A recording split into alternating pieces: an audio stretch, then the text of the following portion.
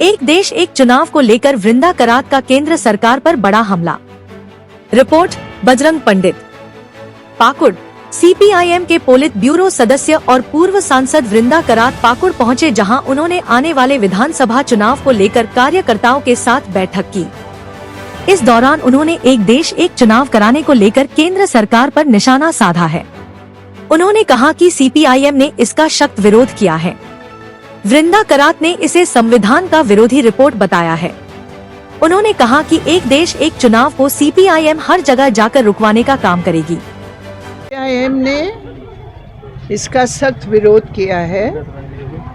जब कमेटी का गठन हुआ गोविंद जी के नेतृत्व में, उसी वक्त हमने कहा कि ये हमारे संसदीय प्रणाली के ऊपर हमला होगा और ये संघीय ढांचा जो संविधान का है उसके ऊपर हमला होगा।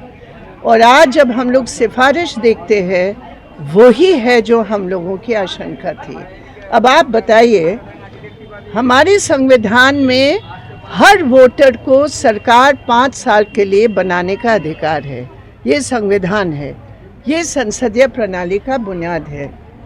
अब अगर आप इस तरह वन नेशन वन इलेक्शन एक समय करेंगे, तो जहां विधानसभा की 5 साल की अवधि पूरी नहीं हुई, आप उस विधानसभा को भंग करके चुनाव कराएंगे, ये हमला है या नहीं है?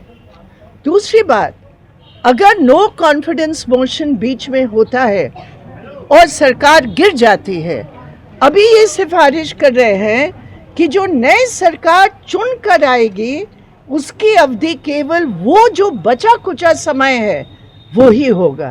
तो ये हमला है या नहीं है?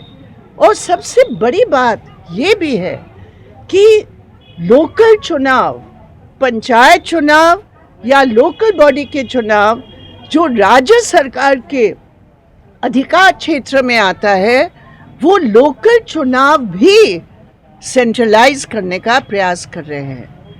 तो ये जो उनकी सिफारिश है, जो उनकी रिपोर्ट है, ये संविधान का विरोधी रिपोर्ट है, ये संसदीय प्रणाली विरोधी रिपोर्ट है, ये जनता की अधिकार विरोधी रिपोर्ट है। और सीपीएम सब जगह जनता के बीच जाकर हम इसको हर हालत में रुकवाने का काम करेंगे। और वैसे भी 400 पार वाली सरकार के पास अभी कोई संविधान बदलने का उनके पास कोई ताकत नहीं है।